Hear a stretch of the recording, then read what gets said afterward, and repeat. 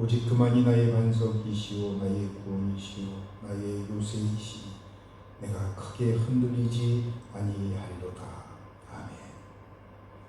성부 성자 성령 거룩하시고 영광과 존귀와 찬양과 경배를 받으시기에 합당하신 성삼위 하나님, 저희들로 하여금 거룩한 주의를 지키게 하시고 겸손하게 하나님 앞에서 예배하게 하심을 감사합니다.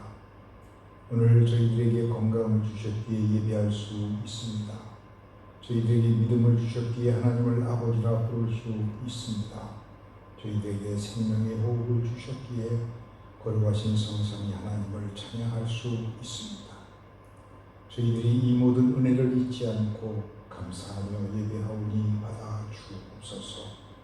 온 마음과 정성을 다하여 오직 하나님만 바라봅니다. 영과 진리로 나아갑니다. 성령님 우리를 주장하여 주옵소서. 거룩하신 예수님의 이름으로 기원하옵나이다. 아멘. 경배 찬송 8장을 하나님께 드립니다.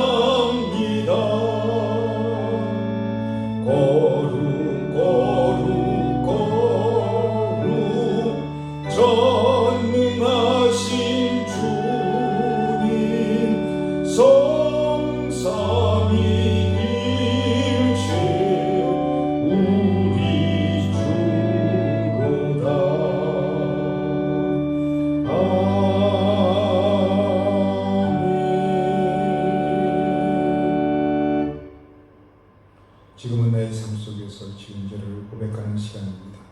지난 시간 동안 나의 말과 행위로 지은 모든 죄뿐만 아니라 하나님과 나만이 아는 내 마음속 은밀한 것까지 이 시간 정직하게 하나님 앞에 고백합시다.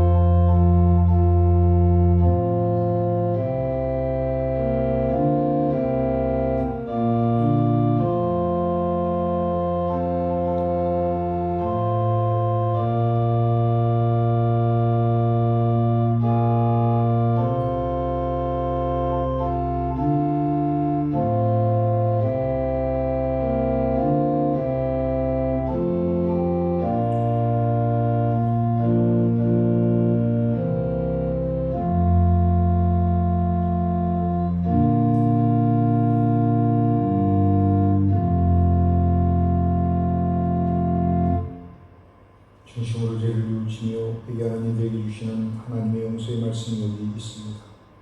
너희는 내 목소리를 순종하고 나의 모든 명령을 따라 행하라. 그리하면 너희는 내 백성이 되겠고 나는 너희의 하나님이 되리라. 이제 주께서 주신 이 은혜의 말씀에 따라 여러분의 고백한 죄가 용서되었음을 성부와 성자와 성령의 이름으로 선언합니다. 아멘.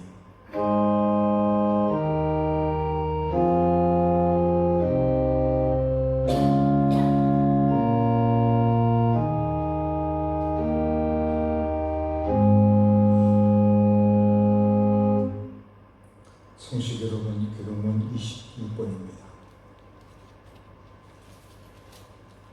교동문 26번, 10장 50편입니다.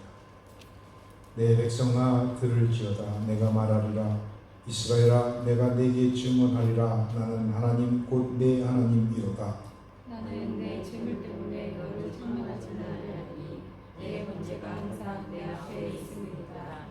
내가 내 집에서 수소나 내 우리에서 숫염소를 가져가지 아니하리니 이는 하나님의 짐승들과 사역자족이 다 내 것이며 산의 모든 새들도 내가 아는 것이며 들의 짐승도 내 것이니로다.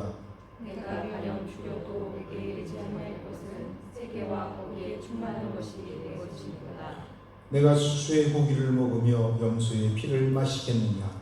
감사로 하나님께 제사를 드리며 지적하신 이의 예서를 하며 환난 날에 나를 부르라. 내가 너를 건지리니 내가 나를 영화롭게 하리로다.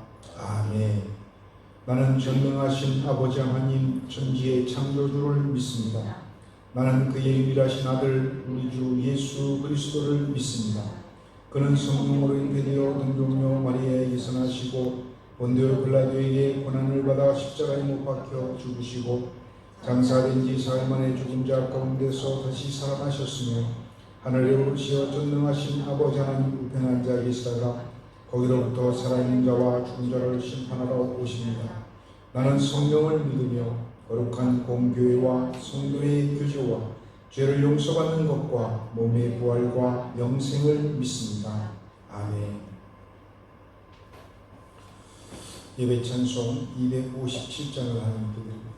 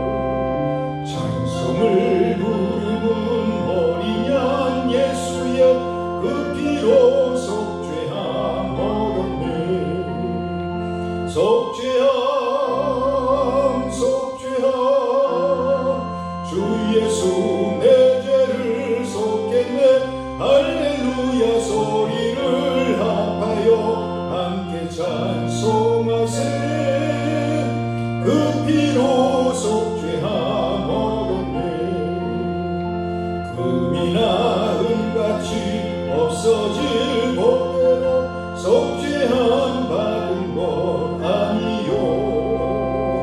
거룩한 하나님 어린 양 예수의 그 피로 속죄함 얻었네. 속죄함 속죄함 주 예수 내 죄를 속했네. 할렐루야 소리를 함께 찬송하세. 그 피로 속죄함 얻었네. 나 같은 죄인이 용서함 받아서 주 앞에 홀딱 얻으며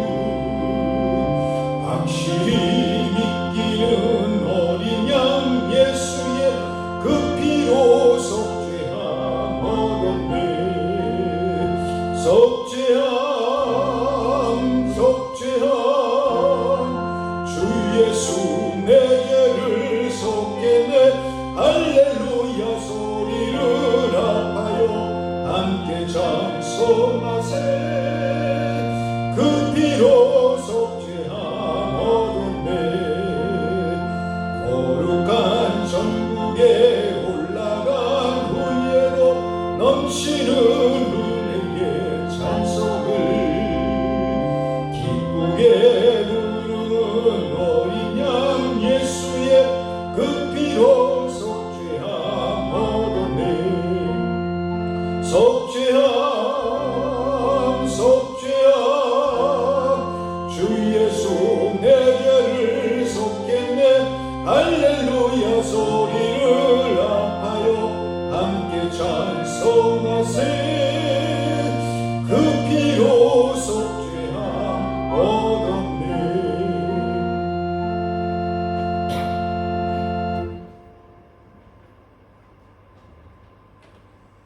잎이 무성해지고 가을이 아름답게 익어감으로 주의 살아계심을 드러내시고 우리의 호흡과 매일 삶을 통하여 주님의 권능을 나타내시니 감사를 드립니다. 만물 속에 주님의 영광과 능력을 나타내시는 하나님을 깨달을 수 있도록 영적인 눈을 열어주신 하나님 아버지를 찬양합니다. 우리의 모든 삶 가운데 하늘의 양식을 공급하시는 하나님 아버지의 손길을 느끼게 하심에 또한 감사를 드립니다. 사랑의 하나님, 오늘은 거룩한 성일입니다. 우리가 함께 모여 예배드릴 수는 없지만 온라인 예배를 통하여 주님께 나아갑니다. 바른 예배자의 모습으로 주님의 은혜와 기쁨으로 화답하며 주님의 음성에 귀 기울이는 시간 되게 하여 주시옵소서. 이 시간 우리의 마음의 문을 엽니다. 무거운 마음을 주님 앞에 내려놓게 하시고 어두운 심령을 주의 성령으로 밝혀 주시옵소서. 주시는 말씀으로 무장하기를 원합니다. 성령으로 충만하게 하시사 그리스도를 닮아가게 하옵소서. 우리의 심령이 새로운 힘과 지혜와 권능으로 채워지기를 간절히 기도드립니다. 능력의 주님, 절망의 언덕에 꽃을 피우시는 주님, 코로나로 인하여 모두가 힘겨운 시간들을 보내고 있습니다. 주님이시여, 이 험한 골짜기를 거니는 우리 모두에게 꺼지지 않는 희망의 불을 지펴 주시옵소서. 절망을 보아도 절망하지 않게 하시고 절망 속에서도 희망을 만드시는 하나님 아버지의 능력을 보게 하여 주시옵소서. 우리 모두가 십자가에서 승리하신 하나님 아버지의 자녀임을 늘 기억하게 하여 주시옵소서. 하나님 아버지, 특별히 간과하기는 닫혀진 예배 위에 주님의 은혜를 더하사 하루속히 예배가 회복되어질 수 있도록 주님 도와주시옵소서. 우리 모두의 눈물의 무릎들이 하나님 아버지의 마음을 움직일 수 있는 능력이 되어지기를 소망합니다. 주님, 이 시간은 목사님을 통하여 주님의 말씀을 듣습니다. 주시는 말씀의 능력으로 이 어려운 시간들을 잘 이겨낼 수 있는 믿음의 믿음을 주시옵소서. 감사드리오며 천지를 창조하신 왕이신 예수 그리스도 이름으로 기도드렸습니다. 아멘.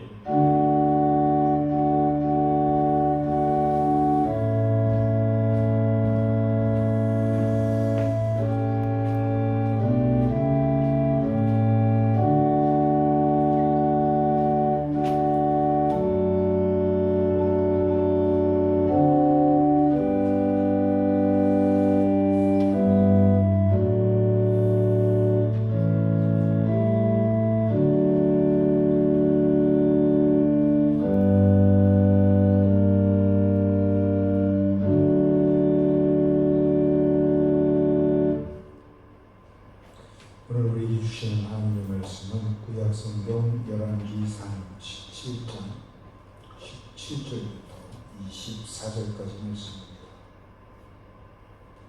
구약성경 545년 열왕기상 17장 17절부터 24절까지 말씀을 드려봅니다. 이 일 후에 그 집 주인 되는 여인의 아들이 병들어 정세가 심히 위중하다가 숨이 끊어진지라. 여인이 이르되 이르되 하나님의 사람이여 당신이 나와 더불어 무슨 상관이 있기로 내 죄를 슬금하게 하고 또 내 아들을 죽게 하려고 내게 오셨냐.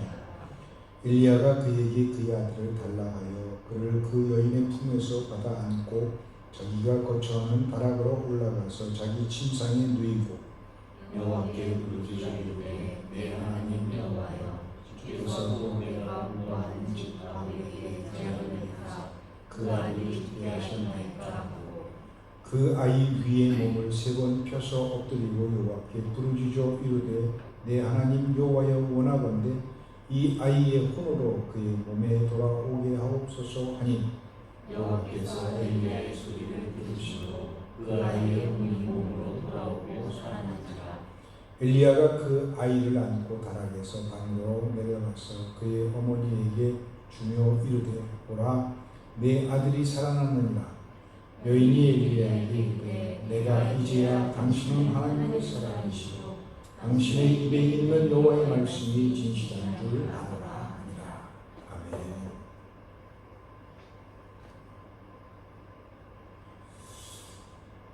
오늘 한 책에서 읽은 글입니다. 워싱턴주 휘트워스 대학의 종교 철학 교수로 제럴드 시처라는 교수가 있었습니다. 그런 인생에서 엄청난 경험, 아픔의 경험을 하게 됩니다. 그 고통의 경험은 그로 하여금 삶을 생각하게 하고 했고 하나님을 깊이 묵상하게 되는데요. 내용이 이렇습니다.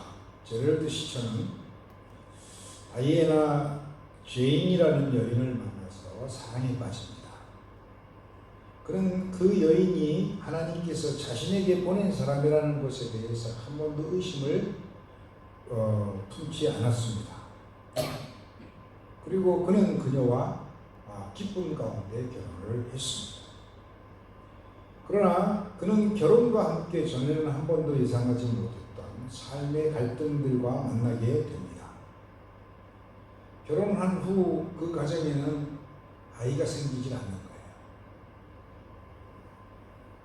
1년이 가고 2년이 가는데도 아이가 생기지를 않습니다. 그럴 수도 있지라고 생각하던 것이 몇 년이 지났는데 몇 년이 지나니까 왜 그럴까? 라고 그렇게 생각이 바뀌게 되는 거예요. 부부는 하나님께 기도했습니다. 자녀를 달라고. 그러나 아이는 생기지 않았습니다. 그러자 두 사람은 어떻게 생각을 하게 되냐면 모든 것을 내려놓고 이렇게 자녀 없이 사는 것이 하나님의 뜻인가 보다 라고 생각을 하게 됩니다. 그런데 놀랍게도 결혼을 한 지 7년이 지난 뒤에 이들에게 자녀가 생기기 시작했는데 그것도 하나님께서 4명이나 자녀를 주셨습니다. 사랑스러운 아내와 그토록 원하던 예쁜 자녀들과 함께 살아가는 것. 야, 이것이 정말 인생 사는 것 같다는 그런 생각이 제럴드 시처는 들어서 날마다 행복한 삶을 살아가고 있었습니다. 그런데 그 행복과 만족은 얼마 가지 못했습니다. 제럴드 시처와 그의 가족들은 그들이 살고 있는 지역에 있는 인디언 모임에 참석하고 이제 집으로 돌아가게 됩니다. 차에 타서 제럴드 시처는 여느 때처럼 먼저 기도를 합니다. 하나님 오늘도 무사히 집으로 돌아갈 수 있도록 안전을 지켜주옵소서. 그리고는 고속도로를 달려갑니다. 그들이 탄 차는 미니밴이었어요. 그런데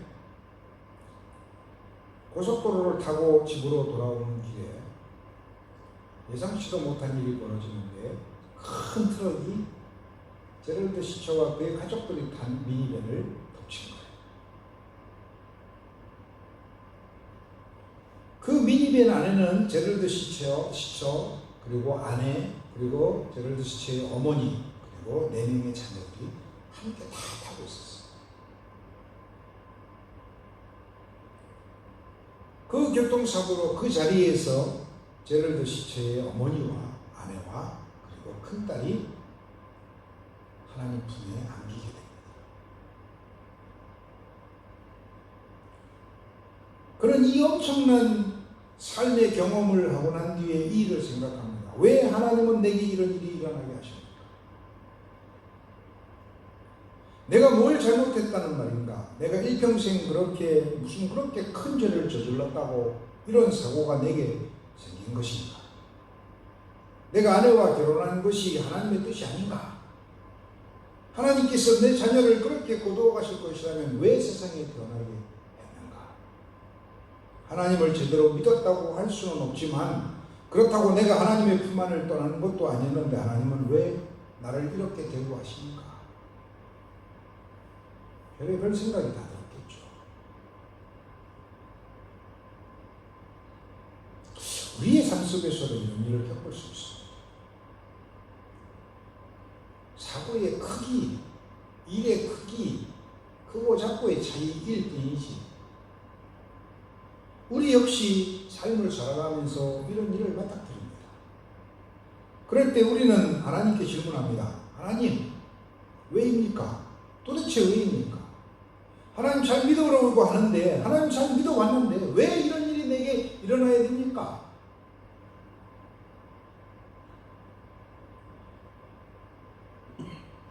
도무지 납득할 수도 없고 수용하기도 어려운 사건들이 내 삶 속에서 일어납니다.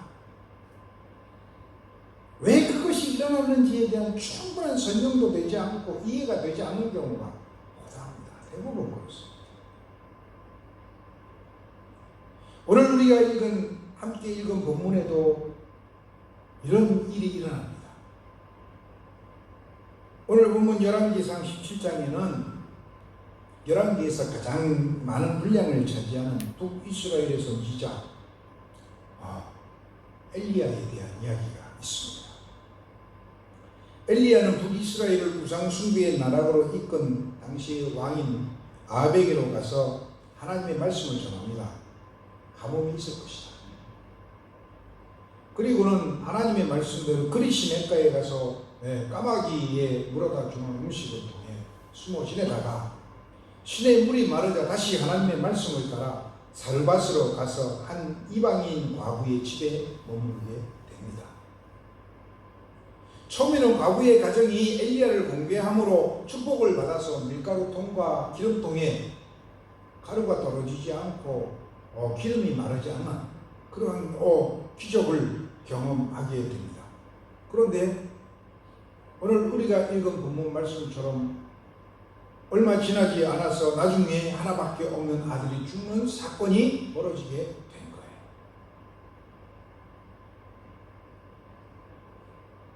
그런데 오늘 본문의 이야기와 같이 이 아들이 엘리야의 간절한 기도로 다시 살아나게 되는 것이 오늘 본문의 내용인데 저는 오늘 여러분들과 함께 이 본문을 통해서 지금 이 시대, 이 시간을 살아가고 있는 우리 그리스도인들에게 주시는 하나님의 은혜가 하나님의 말씀이 무엇인가 함께 나눠보려고 합니다. 먼저 우리가 이 본문 가운데서 찾아보고자 하는 것은 뭐냐면 우리의 일상 속에 주어지는 하나님의 은혜들입니다. 오늘 본문에 나오는 사르밧은요 헬라어로 사렙다입니다. 사렙다. 여러분 신약성경에도 사렙다 과부의 이야기가 나오잖아요. 사렙다 과부의 두 랩돈 이야기가 나오잖아요. 시돈에 속한 지중해 연안의 도시입니다. 그런데 이곳은 이세벨의 부친인 시돈왕 엣바알이 다스리는 지역입니다. 이방 땅입니다. 그곳에 이방인으로서 한 과부가 있었던 거예요. 이 사르밧 과부는 유대인이 아닙니다. 이방인입니다. 과부는 남편이 없음으로 인해서 사회 경제적 지위가 형편없는 존재로서 사회적인 도움이 절대적으로 필요한 절대적인 권자입니다. 그런 그녀에게 이스라엘 사람 엘리야가 찾아와서 처음에는 물을 달라고 합니다. 여러분 잘 생각해 보세요. 지금은 가뭄의 때입니다. 가뭄의 때에 물 한 그릇 정말 귀한 거예요. 그것도 가난한 과부에게 찾아와서 물 한 것을 달라고 그래요. 그거를 들어주는데 문제는 뭐냐면 거기서 한 걸음 더 나가서 이번에는 엘리야가 뭘 요구하냐면 떡을 또 달라고 하는 거예요. 절대 빈곤자인 과부의 입장에서는 물 한 그릇도 과한데 아니 떡까지 달라고? 일종의 시험이었습니다. 그런데 사르밧 과부는 정성을 다해서 하나님의 사람 엘리야를 대접합니다. 공개합니다. 9절에 보면 내게 음식을 주게 한다 라고 하는 말은 전에 성경 우리가 먼저 쓰던 개혁에 보면 공개라는 표현을 씁니다. 공개. 공궤라고 하는 이 단어는 카르케레카라고 하는 히브리어인데 음식을 주다, 말 그대로 음식을 제공한다라고 하는 뜻을 가지고 있습니다. 그런데 이 용어를 조금 더 깊이 살펴보면 단순히 음식을 제공한다라는 뜻만 가는 게 아니라 간직하다라는 뜻을 갖고 있어요. 간직한다. 뭔가를 소중하게 간직한다 이런 뜻이에요. 이 이야기는 무슨 얘기냐면 이 속에는 단순한 음식 제공을 넘어서 정성을 다해서 보살핀다 그런 뜻을 갖고 있는 거예요. 공개가 갖고 있는 뜻. 과부는 하나님의 사랑 선지자인 엘리야가 물을 달라 떡을 달라라고 하는 이 사건 과정을 통해서 하나님의 사랑을 극진하게 섬기고 보살폈다라고 하는 것을 알 수 있는 거예요. 이렇게 정성을 다한 공궤는 하나님의 은혜를 가져옵니다. 밀가루 통에 가루가 떨어지지 않고 병에 기름이 없어지지 않는 것이죠. 여러분, 여러 날을 함께 지냈다, 여러 날이 이렇게 되었다라고 하는 것은 뭐냐면, 이 여러 날이 갖고 있는 의미는 뭐냐면 적어도 3년 6개월 동안 가뭄이 지속되었습니다. 그러면 밀가루통에 가루가 떨어지지 않고 기름병에 기름이 마르지 않은 이 기적은 적어도 2년 이상 지속된 거예요. 날마다의 기적이었고 날마다의 삶을 채워주시는 은혜였더라고요.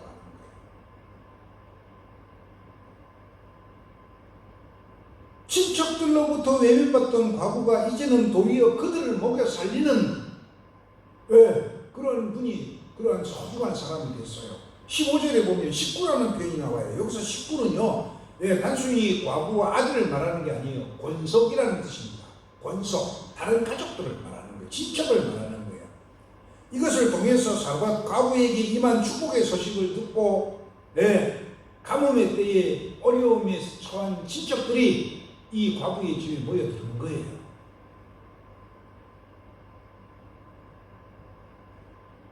절대적 빈곤자가 하나님의 은혜로 그 가뭄의 때에 굶지 않고 날마다 배부를 수 있고 맛있을 수 있고 건강할 수 있는 삶을 유지했다는 거예요. 무엇이 하나님의 은혜입니까? 내가 지금 일상에서 누리고 있는 것들을 여러분 내가 은혜로 깨닫고 있는 거야.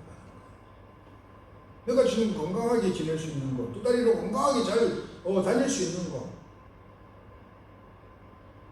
나의 자녀들이 건강하고 잘 자라고 안전하게 지내는 것, 이것이 나에게 주어지는, 매일매일 주어지는 하나님의 은혜라는 사실을 깨닫고 있는가?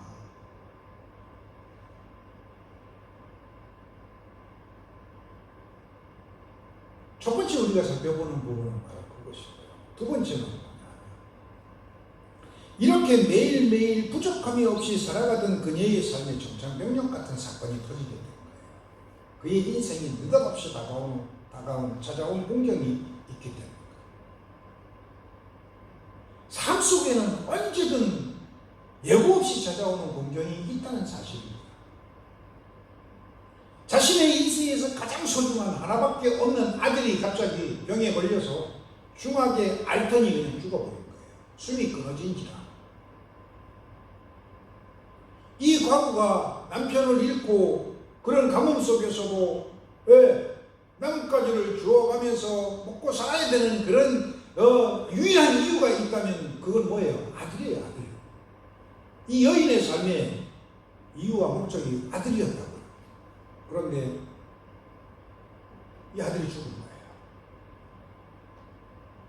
마치 그녀의 인생에서 모든 것이 무너진 것과 같은 거죠. 원인과 그 이유는 모릅니다. 왜 이런 일이 일어나야만 하는가? 나는 저 예언자를 위해 봉사한 것뿐인데 하나님은 얼마 전에 이를 잊으셨다는 말인가? 내가 하나님의 선지자를 위해서 한 일과 하나님을 위해서 한 일을 정말 하나님을 알지 못한다는 말인가? 아니, 나는 하나님의 은혜 안에서 잘 살아가고 있었는데 왜 이런 일이 일어났는가? 18절에 보면 아들의 죽음 앞에서는 여인의 반응이 기록되어 있습니다. 그 내용을 분석하면 두 가지로 볼 수가 있어요. 여인은 먼저 하나님과 엘리야에 대해서 원망하고 있습니다. 뭐라고 얘기합니까? 하나님의 사람이요, 당신이 나와 더불어 무슨 상관이 있기로 내 아들을 죽게 하려고 내게 오셨나이까? 아들이 죽자 과부는 중욕을 받고 엘리야와의 관계를 부정합니다. 즉 사르반 과부는 엘리야에게 내가 당신을 선대한 결과가 도리어 이것입니까? 내가 당신에게 섭섭하게 대한 일이라도 있었단 말입니까? 이렇게 항변하고 있는 거예요. 사실 그동안 과부가 엘리야를 공개했던 것은 그가 하나님의 선지자였기 때문에 선지자의 대접을 한 거예요. 그럼으로써 과부는 선지자의 상을 받은 거죠. 어떻게 보면 그렇게 말할 수 있지 않습니까? 그런데 느닷없이 아들이 죽어버리자 그것은 과부에게 있어서 이 모든 것을 일순간에 허무한 것으로 만들 정도의 큰 고통이 되어버린 거예요. 그래서 오히려 그동안의 모든 은혜가 다시 원망으로 돌아가 버리는 거예요. 선지자로 인해서 하나님의 은혜를 입었던 이 여인이 이제는 선지자로 원망하고 모든 은혜가 원망으로 바뀌어버리는 바로 그런 순간이죠. 여러분, 우리의 삶 속에도 그러한 순간이 많아요. 그동안에 내가 누렸던 모든 은혜가 어느 날 그냥 모든 완전히 원망으로 다 바뀌어버려요. 이것이 첫 번째 반응이고, 두 번째 반응은 뭐냐면 내 죄를 생각나게 하고 라고 그렇게 말합니다. 이 말에는 재난이나 질병을 자신의 죄와 결부시켜서 생각하는 고대인들의 어떤 그런 통념적 사고방식이 잘 담겨져 있죠. 즉 사르밧 과부는 아들의 죽음을 자신의 죄값으로 받아들이는 것입니다. 사실 엘리야 같은 선지자 옆에 있음으로 해서 과부는 자신의 죄에 대해서 더욱더 민감할 수밖에 없는 그런 의식을 갖게 되었을 것입니다. 그럼에도 불구하고 이 여인의 말은 자신의 죄를 인정하고 고백하고 회개한다라는 그런 의미는 아닙니다. 오히려 하나님의 심판을 받았다, 내가 하나님이 나를 심판하셨다 라고 하는 그런 의식을 갖고 있음을 표현하고 있는 말입니다.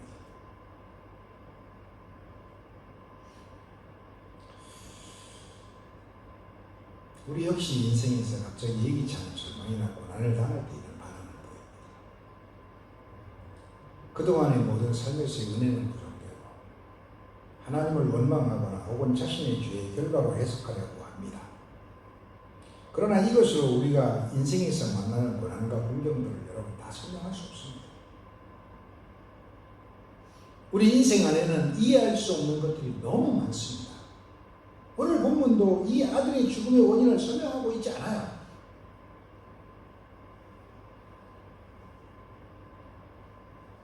그러면 이렇게 이해하지 못하는 것으로 그냥 끝나는 겁니까? 오늘 본문이 우리에게 하나님의 말씀으로 우리에게 하나님께서 말씀하시려고 하는 세 번째가 있어요. 그것은 뭐냐면 오늘 사건의 이야기의 결론적인 부분에 가면 예기치 않은 반전이 일어나게 되죠. 그것은 바로 아들이 다시 살아나는 사건을 통한 과부의 고백입니다. 하나님의 선지자 엘리야는 숨이 끊어진 아들을 받아 안고 자기가 거처하는 다락에 올라가서 자기 침상에 누이고는 여호와 하나님께 간절히 부르짖어 기도합니다. 하나님의 선지자 엘리야의 기도를 들으신 하나님께서는 아이의 혼이 몸으로 돌아오게 하심으로써 다시 살아나게 하시죠. 그런데 살아난 것으로 끝난 것이 아니라 그때의 마지막 절 사르밧 과부가 고백하기를 내가 이제야 당신은 하나님의 사람이시요 당신의 입에 있는 여호와의 말씀이 진실한 줄 아노라 라고 고백합니다. 여러분, 이 사건에서의 핵심은 아들이 다시 살아나는 것이 아닙니다. 이방 여인 사르밧 과부의 고백. 이방 여인 사르밧 과부의 고백이 중요한 이유가 있습니다. 그것은 하나님의 백성인 이스라엘이 아합과 이스라엘로 말미암아 하나님을 부정하고 온갖 우상 숭배에 가득 잡혀 있을 그 당시에 하나님은 그것도 이방 땅 바알 신앙의 중심지인 바로 그 사르밧에서 이방 여인 과부의 입을 통해서 하나님을 고백하게 만드셨다고 하는 거예요.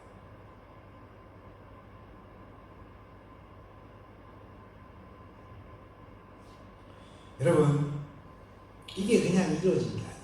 12절에 보면 엘리야를 만났을 때 과부가 뭐라고 말하냐면 당신의 하나님이라는 표현을 씁니다. 당신의 하나님.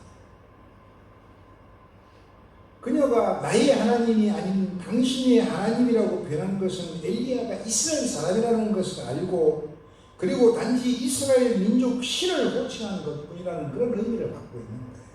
사르밧 과부와는 어떻게 보면 상관이 없는 하나님이었어요. 이런 과부를 향해서 엘리야 역시 14절에서 뭐라고 표현하냐면 이스라엘의 하나님 이렇게 표현을 합니다. 이 모든 것들을 종합해보면 이런 거예요. 사르밧 과부는 이스라엘의 하나님을 여호와로 알고 있었고 엘리야를 하나님의 종 선지자로 알고 섬깁니다. 이것은 어쩌면 하나님의 백성 이스라엘이 바알 숭배에 깊이 빠져 몰두하는 동안 바알 숭배의 본고장에서 이름 없는 한 과부가 바알 신앙을 포기했다는 이 참으로 경이로운 그런 사건의 핵심, 이것이 바로 이 사건의 핵심일 수도 있어요. 그러나 아직까지도 여기에 나의 하나님이라고 고백했어요. 그런데 아들이 죽고 다시 살아나는 사건을 통해서 과부의 입에서 터져나온 고백이 뭐냐면 당신은 하나님의 사람이여 여호와의 말씀은 진실하다라는 고백이 터져나옵니다.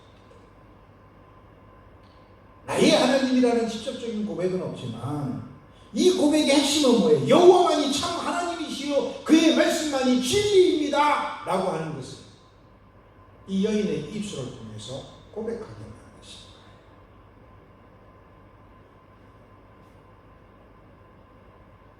하나님이 우리에게 진정으로 원하시는 것이 무엇일까? 하나님의 백성으로서 우리가 이 땅 가운데서 진실된 믿음의 모습은 뭘까요? 그것은 하나님께 대한 분명한 고백과 신뢰의 삶을 살아가는 것입니다. 처음에 언급했던 제럴드 시처 교수에 대한 이야기로 다시 돌아가봅니다. 제럴드 시처 교수는 3명의 가족의 장례식을 마친 후에 그 죽음에 대해서 깊이 생각하게 되었습니다. 자신의 삶 속에서 일어났던 이 사건을 통해 그는 하나님에 대해서 그리고 하나님의 뜻에 대해서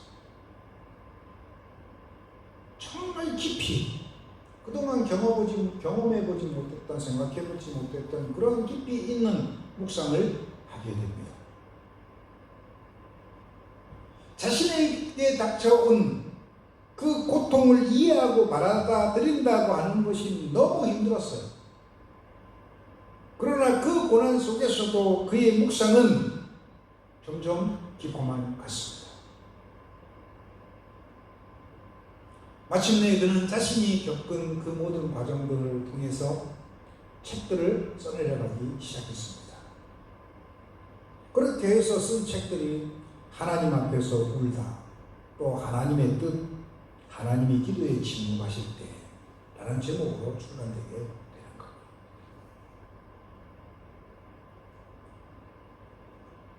그는 이 책을 통해서 자신과 같은 인생에서 공경을 겪는 사람들에게 자신이 경험한 하나님을 통해 도움을 주게 됩니다. 우리가 뜻하지 않는 공경을 겪게 될 때 우리의 입을 통해서 나오는 것은 오직 신음소리이지만 하나님은 우리의 신음소리를 들으시는 분이라는 사실. 그리고 우리의 그 아픔을 아시는 분이라는 거예요.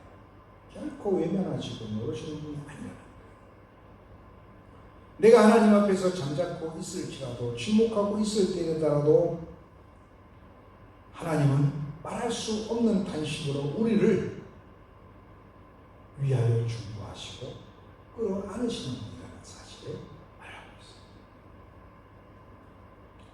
제럴드 시처의 삶 속에서 사르밧 과부의 아들처럼 극적으로 다시 살아나는 사건은 일어나지 않았습니다.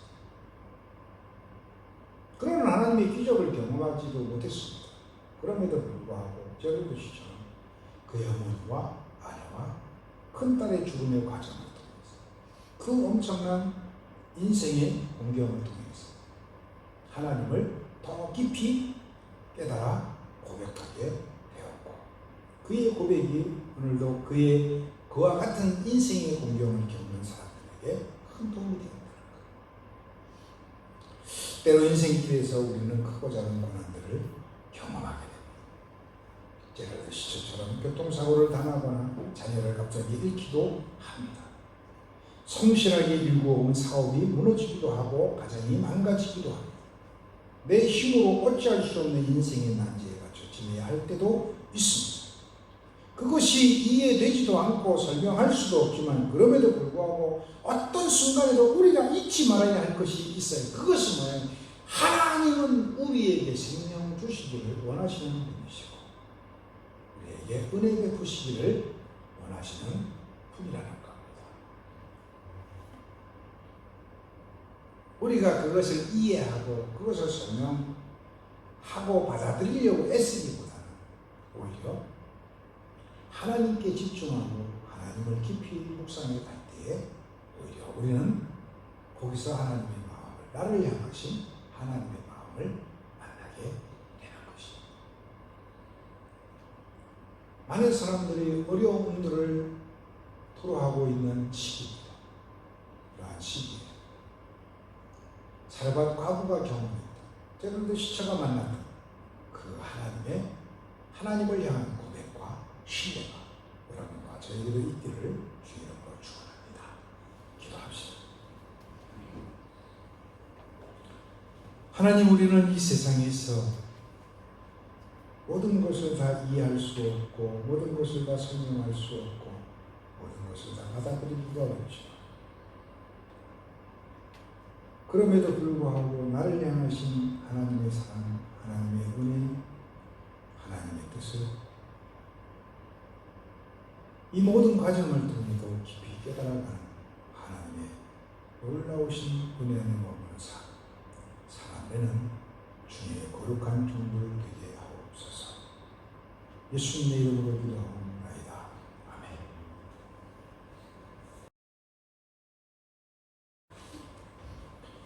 공원찬송 171장 나는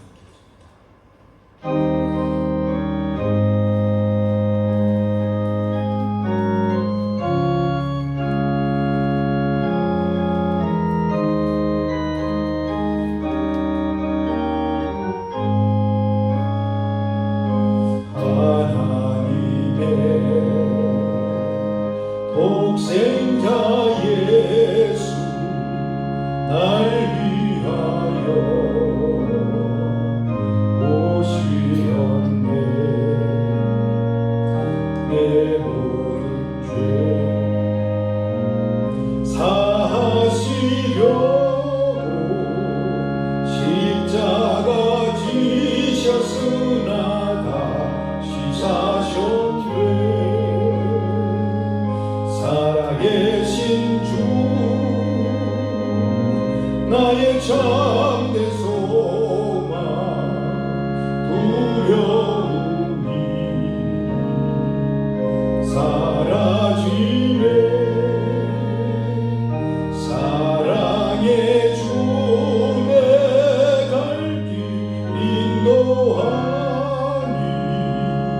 내 모든 삶의 기쁨 늘 충만하네. 주 안에서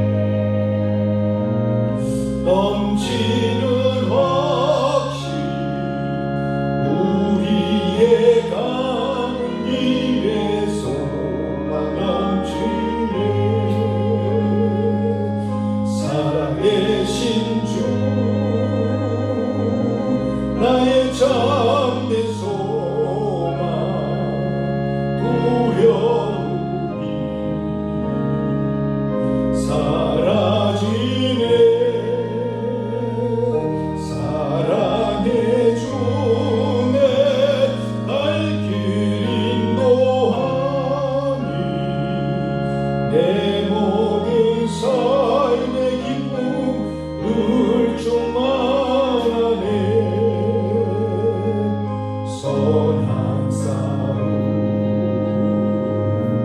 다 마친 후에 우리 주님 배우리라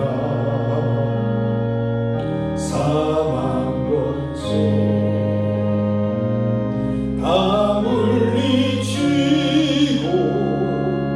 주님이 다스리니 영광 넘치네 살아계신 주 나의 참된 소망 두려움이 사라지네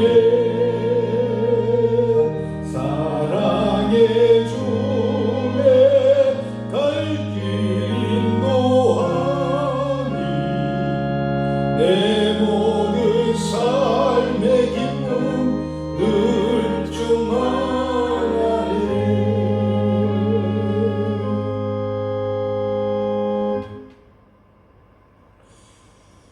우리에게 생명을 주시고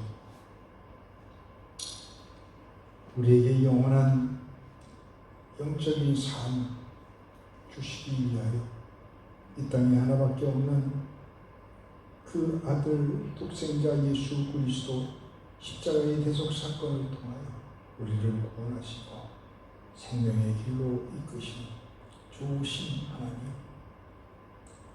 우리가 날마다 하나님의 그 은혜 안에 있음을 다시 한번 고백하며 어떠한 삶 속에서도 은혜를 하나님을 향한 원망으로 생명을 저주로 바꾸는 어리석은 삶을 살아내지 않도록 성령님, 우리의 마음과 생각을 지켜주옵소서. 때로는 우리의 삶 속에서 예기치 않는, 원치 않는 공경과 역경과 고난과 고통의 삶을 살려 하지만, 그러나 모든 것을 합력하여 선을 이루시는 분이 하나님이십니다.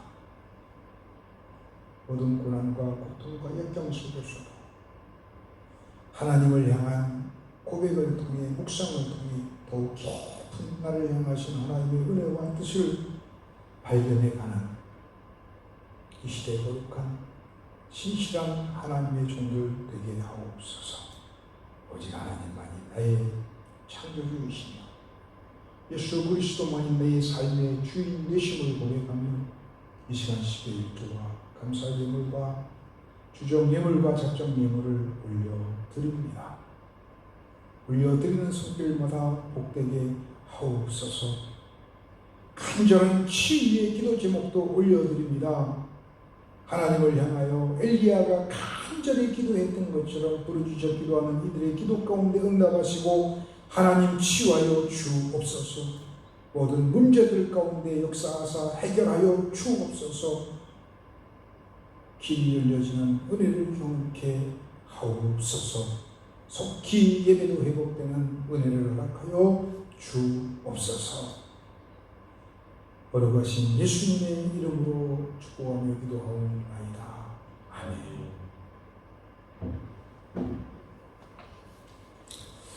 교회 소식을 전합니다. 코로나로 인해서 교회는 모든 예배 모임이 중지되었습니다. 별도의 지침이 있을 때까지 온라인으로 예배를 드립니다. 다시 예배가 회복될 수 있도록 기도해 주시기를 부탁드립니다. 아동부 청소년부 부서별로 예배 진행되고 있는데 자녀들 예배 잘 함께 들을 수 있도록 여러분 지도해 주시기 바라고요. 성장반 제자훈련 기초반 모집하고 있습니다. 선교의 성교 1천도 운동도 진행하고 있습니다. 오병이어 향유옥값 섬기신 분들 신청해 주시면 감사하겠습니다. 이제 파송의 노래 주 예수의 얼굴을 구하며 부르고 축복하는 예배를 마치겠습니다.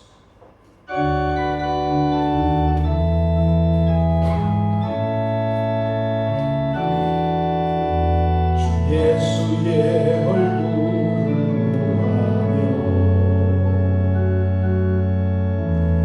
예배하는 세대 일어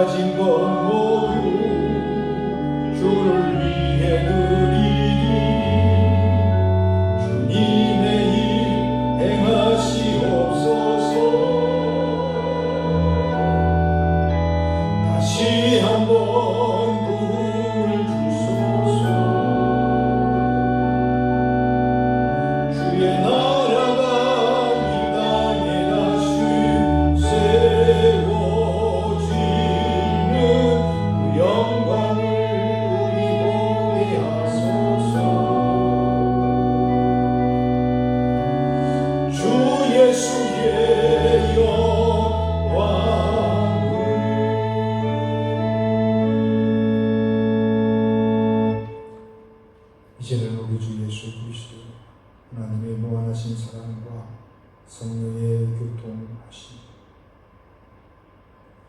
당신의 하나님이 아닌 나의 하나님이요